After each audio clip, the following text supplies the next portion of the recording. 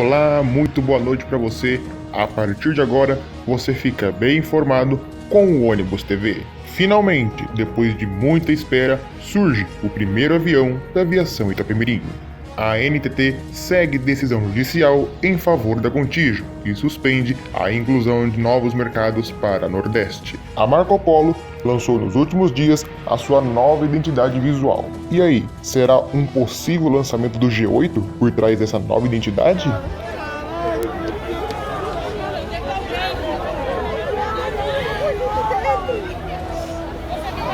E ainda, tragédia com morte no Rio. Ônibus do BRT tomba e deixa um morto e 36 feridos. Participe do Ônibus TV, mandem sugestões, críticas, elogios aqui na seção de comentários ou no nosso direct do Instagram. O Ônibus TV volta em alguns segundos, trazendo para você as principais informações do mundo rodoviário.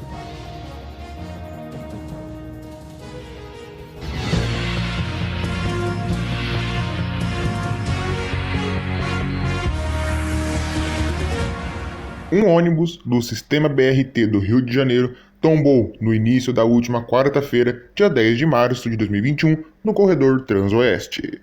O veículo estava com passageiros e, segundo o Corpo de Bombeiros, há vítimas, mas a quantidade ainda está sendo apurada. O acidente ocorreu nas proximidades da estação Mato Alto, após um carro de passeio invadir a pista exclusiva do sistema.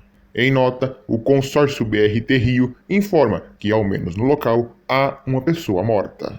A invasão da pista exclusiva do BRT por um carro de passeio acabou provocando um acidente grave por volta das 7h40 da noite desta quarta-feira entre as estações Embrapa e Mato Alto, sentido Santa Cruz, no corredor Transoeste. O articulado acabou tombando na pista e uma passageira morreu no local.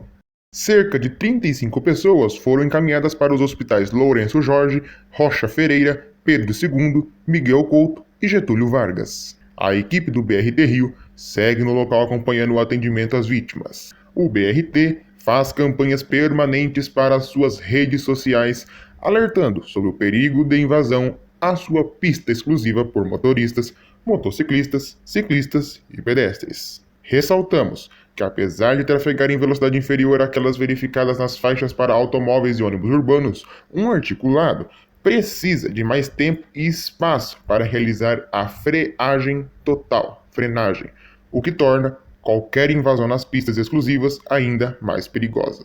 O BRT Rio lamenta profundamente o ocorrido e se solidariza com as vítimas e seus familiares, é o que diz a nota do BRT. O BRT Rio lamenta profundamente o ocorrido e se solidariza com as vítimas e seus familiares. Então, essa é a nota do BRT. Porém, testemunhas dizem que o motorista perdeu o controle do ônibus articulado após atingir um carro e ainda um poste. Os serviços foram interrompidos e a Avenida das Américas interditada nos dois sentidos. Policiais militares do 27º Batalhão foram deslocados para o apoio aos bombeiros e informaram que o coletivo chegou a atingir um carro. Ao menos 5 quartéis dos bombeiros foram mobilizados. O Centro de Operações da Prefeitura do Rio informa que o município entrou em estágio de mobilização às 9 da noite da última quarta, dia 10 de março de 2021, devido a um acidente envolvendo um ônibus do BRT e um carro na Avenida Dom João VI, na altura da estação Mato Alto, em Guaratiba. O tráfego está totalmente interditado no sentido Santa Cruz. Já no sentido Barra da Tijuca, o trânsito está parcialmente bloqueado. Equipes do Corpo de Bombeiros, da Polícia Militar e do SET Rio atuam no local. O estágio de mobilização é o segundo nível em uma escala de 5, e significa que há riscos de consequências de alto impacto na cidade. Há a possibilidade de nova mudança de estágio devido a uma chuva e outros fatores. Tivemos um fato até um tanto curioso nesse acidente. Em outro ponto do sistema, do BRT do Rio de Janeiro, na estação Campinho, um ônibus do sistema, claro, perdeu um dos pneus e acabou ficando travado no corredor. Este incidente não deixou feridos.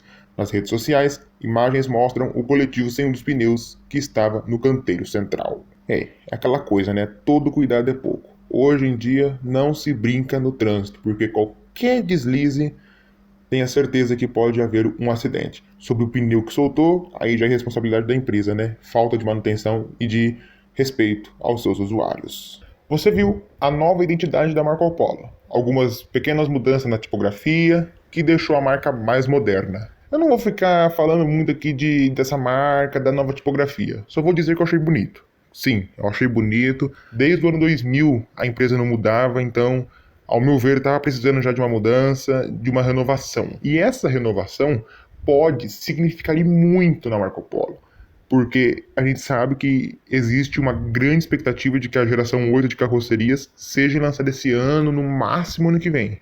A primeira aeronave da Itapemirim Transportes Aéreos está pronta no hangar em São José dos Campos, em São Paulo, local para onde foi encaminhada logo que chegou da Espanha em Natal, no dia 19 de fevereiro. O layout do avião foi apresentado nesta quinta, dia 11, no Instagram da companhia @itatransportesaéreos.oficial. O avião, no caso, é um Airbus A320 de matrícula PS-SPJ. SPJ que significa Sidney Piva Jesus, que é o sócio ali da Itapemirim. O avião como um todo é na cor amarela, padrão da empresa rodoviária, mas tem alguns detalhes em preto que lembram os black da empresa.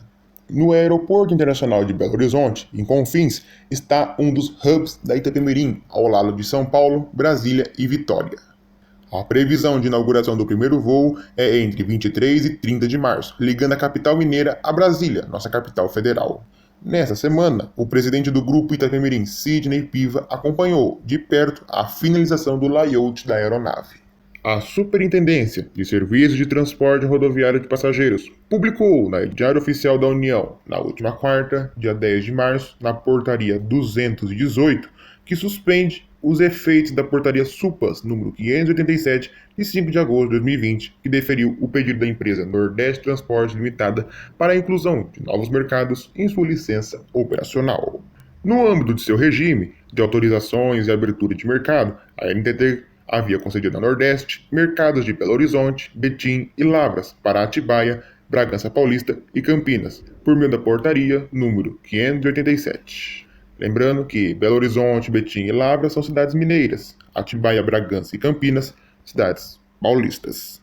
Como mostrou o Diário do Transporte, uma decisão do desembargador Antônio de Souza Prudente, da 5ª Turma do Tribunal Regional Federal da 1ª Região, em 11 de fevereiro desse ano, atendeu a uma ação da Gontijo, em Minas, determinando que a agência não autorizasse novos trechos para outras empresas que se sobrepussem às linhas que opera. A decisão atendeu a um recurso da Gontijo contra a Nordeste do Paraná e contra a NTT. A Gontijo, alegando que a NTT não realizou estudos de avaliação dos mercados, pediu a suspensão da portaria e que a agência deixasse de autorizar mercados para outras. Assim, os trechos servidos pela Gontijo não poderiam ser explorados. A empresa Gontijo também acusou a agência de fazer deferimentos indiscriminados a todos os pedidos de novas empresas e novos mercados.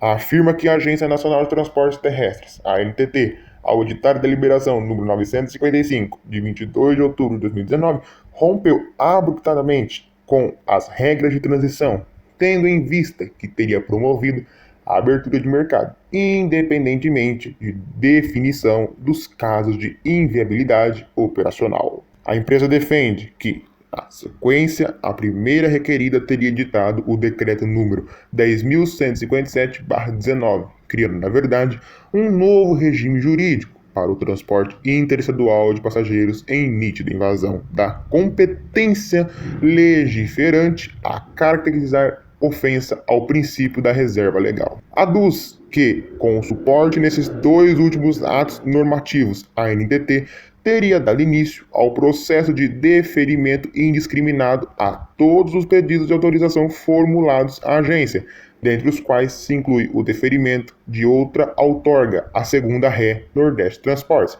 cuja nulidade se busca ver declarada nesta ação. A primeira instância negou o pedido de urgência, mas a Gontijo recorreu. O desembargador concedeu o pedido da Gontijo não somente contra a Nordeste, mas para impedir novos mercados sobre linhas da empresa, que vieram a ser pedidos por outras empresas de ônibus do transporte coletivo rodoviário do país. Com estas considerações, defiro o pedido de antecipação da tutela recursal, para determinar a suspensão da autorização concedida pela NTT à promovida Nordeste Transportes Limitada. Aqui se reporta a portaria número 587 de 5 de agosto de 2020, devendo a referida empresa se abster de operar o serviço de transporte nos mercados de Belo Horizonte, Betim e Lavras, para Atibaia, Bragança Paulista e Campinas. Determina ainda que a NTT se abstenha de conceder novos mercados para outras empresas, entre as cidades mineiras e paulistas, para que autorizações que se sobreponham aos mercados cuja prestação de serviço foi outorgada a suplicante, até o pronunciamento definitivo da turma julgadora. A decisão é provisória, até a análise da turma. A NTT e a Nordeste podem recorrer a qualquer momento.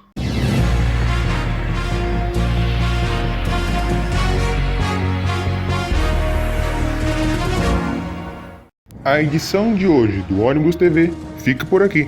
Obrigado pela companhia de vocês, uma boa noite e até a próxima.